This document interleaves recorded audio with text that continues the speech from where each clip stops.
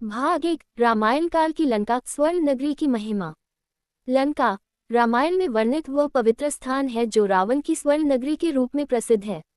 ये त्रिकूट पर्वत पर स्थित थी, जिसे देवताओं के वास्तुकार विश्वकर्मा ने बनाया था। लंका की भव्यता का उल्लेख वाल्मीकि रामायण और तुलसीदास की रामचरितमानस में मिलता है। इसे सोने से निर्मित महलों, विशाल गढ़ों और रत्नों से सुसज्जित नगर के रूप में वर्णित किया गया है। रावण की लंका का महत्व।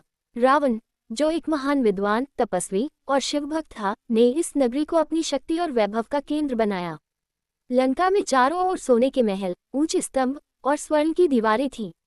रामायण के अनुसार रावण ने अपने शासनकाल में लंका को उस समय के सबसे समृद्ध और शक्तिशाली स्थानों में बदल दिया था। हनुमान जी जब सीता माता की खोज में लंका पहुंचे तो उन्होंने इस नगरी की भव्यता देखकर कहा, सुनो लंकेश में अनुज तुम्हारा, अस्तुति का रौन जाति रघु द्वारा। हनुमान जी ने रावण के दरबार में लंका को अति सुंदर नगरी कहा, पर साथ ही चेतावनी दी कि यदि रावण ने अपने अहंकार का त्याग नहीं किया तो यह नगरी विनाश का सामना करेगी। लंका के प्रमुख स्थान। 1 अशोक वाटिका। ये वह स्थान था जहां रावण ने सीता माता को बंदी बनाकर रखा। यहाँ उन्होंने सीता माता को राघव के प्रति अपनी भक्ति बनाए रखने के लिए प्रेरित किया। 2 स्वर्ण महल। रावण का मुख्य महल, जो अपने स्थापत्य और सोने से बनी संरचनाओं के लिए प्रसिद्ध था।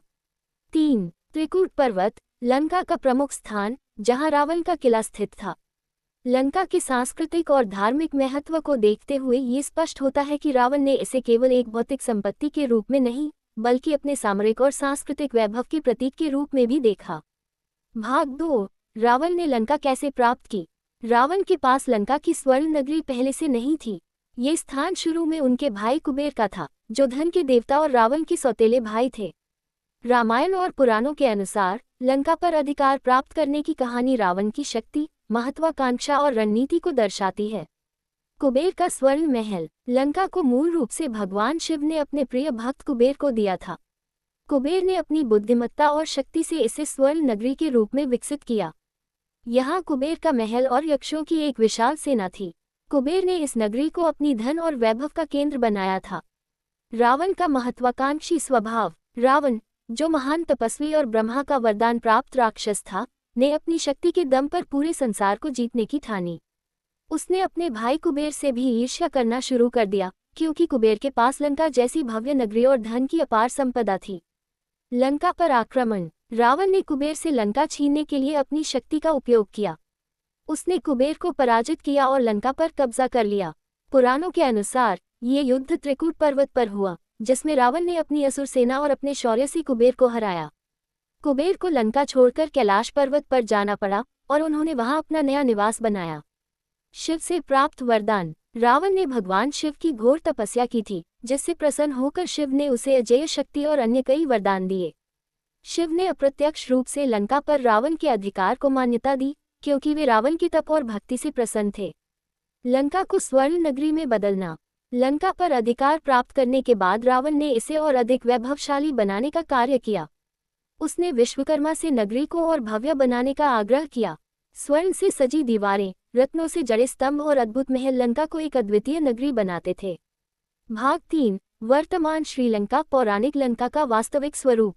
आज के समय में रामायण की पौराणिक लंका को हम श्रीलंका के रूप में जानते हैं। ये हिंद महासागर में स्थित एक सुंदर द्वीप राष्ट्र है, जो प्राकृतिक और सांस्कृतिक धरोहरों से परिपूर्ण है। आधुनिक श्रीलंका में कई स्थान हैं जो रामायण से जुड़े हुए हैं और यह पुष्टि करते हैं कि श्रीलंका ही वह पौराणिक लंका है। रामायण के प्रमाण। श्रीलंका में श्रीलंका के कई स्थलों को रामायण से जोड़कर देखा जाता है।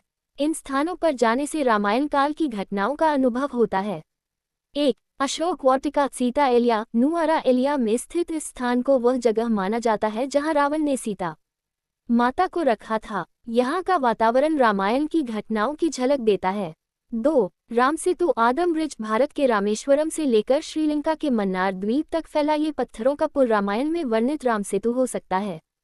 वैज्ञानिक अध्ययन भी इस संरचना के प्राकृतिक और कृत्रिम होने की संभावना को दर्शाते हैं।